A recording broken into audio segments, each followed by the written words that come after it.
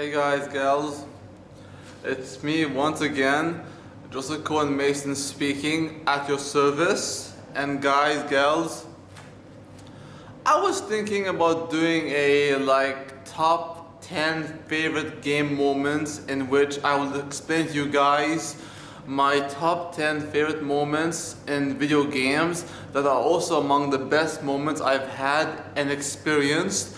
And the games I have on my list is quite a big list because I had to bring them down to a top 10 list of my favorite gaming moments or my favorite moments in video games, and I'm going to describe them to you right now. It might take a while to explain them one by one, but I'm going to try to make it as brief as possible. So here we go. At number 10 we have Red Dead Redemption. Red Dead Redemption is among the greatest games I have ever played, and Rockstar Games have really impressed me a lot, especially after the GTA 4, which is the greatest of all the GTA games. Red Dead Redemption is actually a game I really enjoy, and I love the story. I love the characters of John Marston and I love these characters in the game, and spoiler alert, John Marston gets killed by the end. He gets shot down after he goes out of this cabin, this barn house, and how he's been shot down by the American government, the forces, and how they shot him down, and it's so sad. It was so heartbreaking.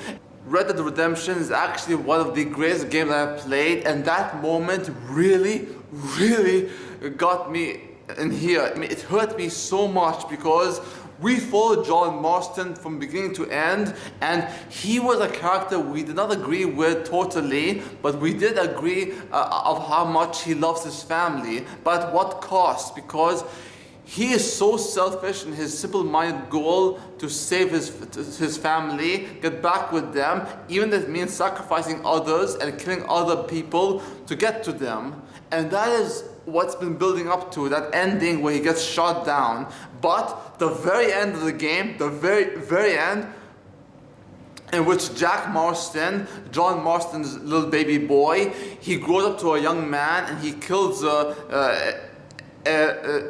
Edgar Ross, the guy who was responsible for killing John Marston. It was so satisfying, but at the same time, it was heartbreaking because Jack Marston became something John Marston did not want him to be, and that is an outlaw. And like his father before him, Jack Marston is an outlaw to the end.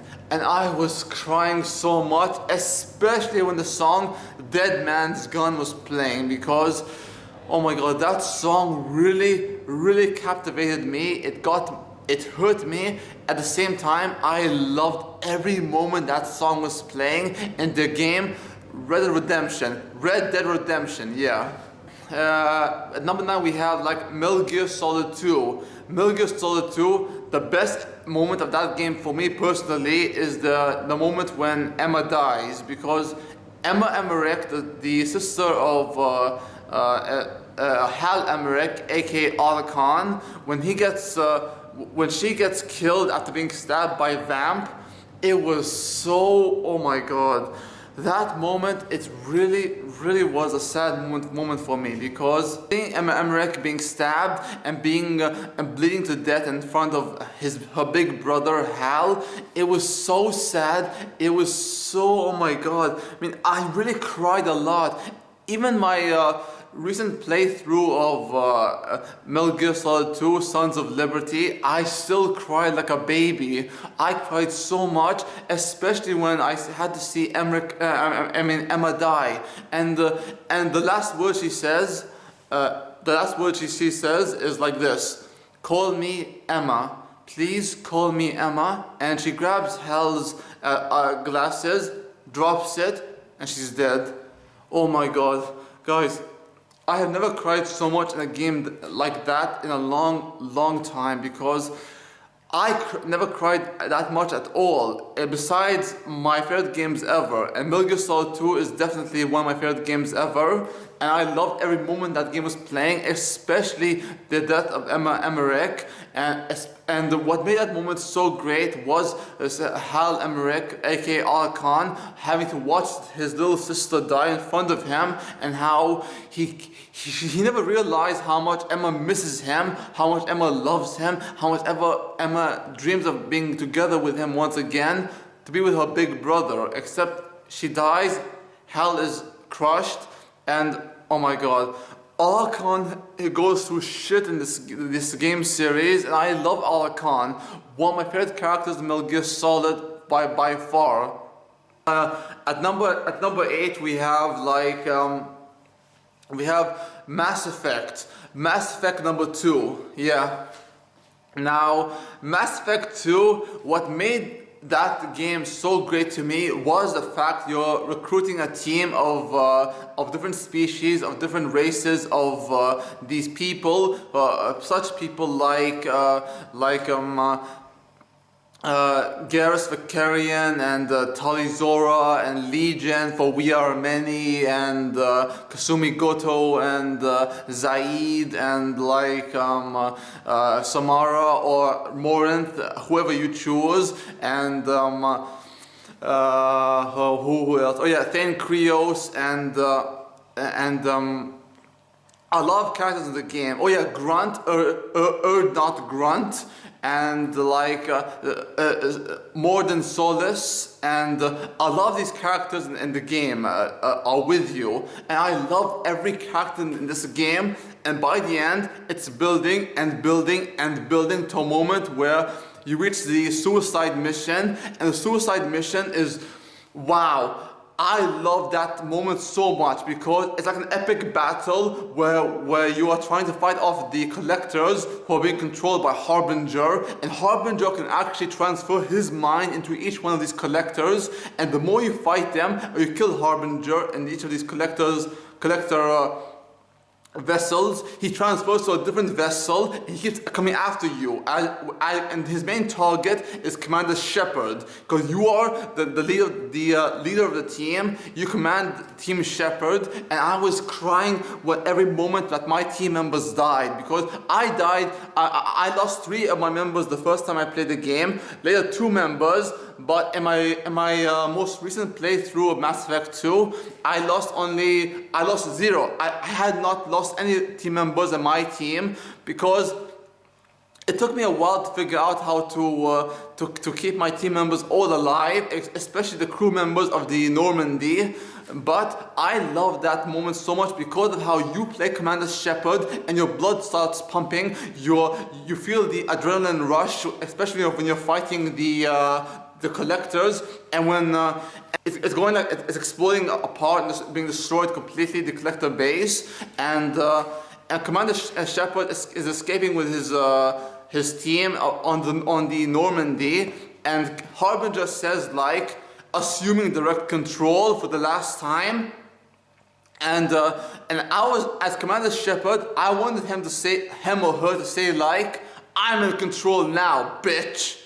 That would have been so awesome if she or he said that.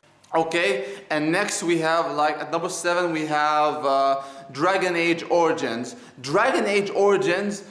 The thing about Dragon Age Origins I love so much is the fact that you can romance anyone you want in this game. There's also a dark fantasy game where you have the Dark Spawn. You have a bunch of team members you have in your team who have to keep their loyalty up and their spirits up, and at the same time, you can romance whoever you want in your team, and I romanced Liliana. Liliana is my favorite girl of of Dragon Age Origins, and I love Liliana because of how so sweet and gentle and soft she is. And the best moment of Dragon Age Origins was the ending itself, where you have a choice to either sacrifice Logain, Alistair, whoever you choose to be in your team at the last moment.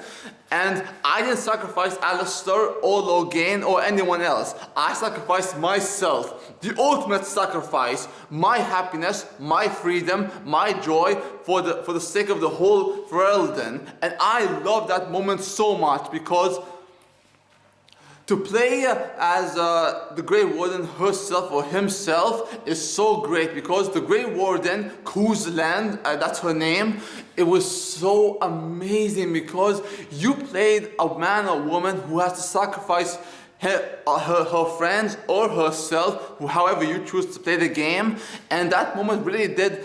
It will crush you. It will like affect you in some way, and even they even humanize low gain. And the best moment of that game for me is the ending where you have to choose between who to sacrifice, either low gain, Alistair, or yourself. However you play the game is up to you, but for me, I sacrifice myself for my family, for my team, for my friends, and I love that game so much because of how you felt like a real hero who could actually accomplish something bigger than himself or herself, and I love that feeling so much.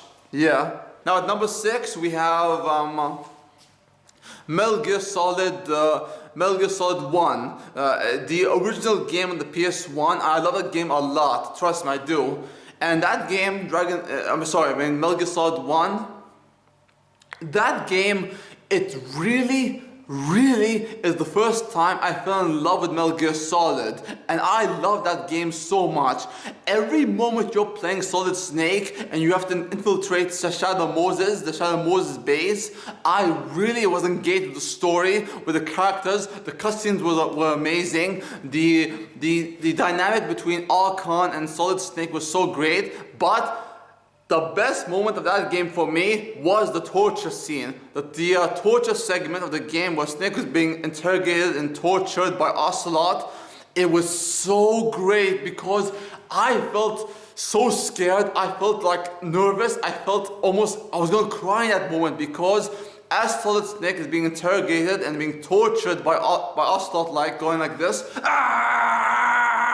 And it was so painful to watch that moment because Solid Snake has been through hell and back, but the fact that he's being interrogated and tortured by Ocelot, and if he fails, you're going to lose Meryl in the game. Meryl Silverberg, you're going to lose her, you're going to lose everyone you love, and I love that moment so much because of how Solid Snake has to fight for Meryl instead of fighting for himself. And the question of Metal Gear Solid 1 is, what are you fighting for? Who are you fighting for? Why are you fighting? And that moment in the game, the torture segment, that is the definitive moment of why I love Metal Gear Solid 1, and the emotions, the drama, the thrills, the action, everything about Metal Gear Solid 1 was so awesome and perfect. But that moment in the game, the torture segment, that was something special.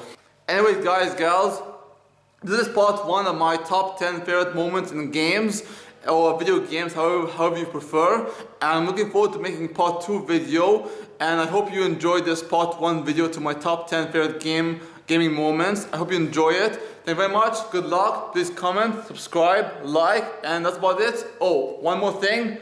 Adios, amigos.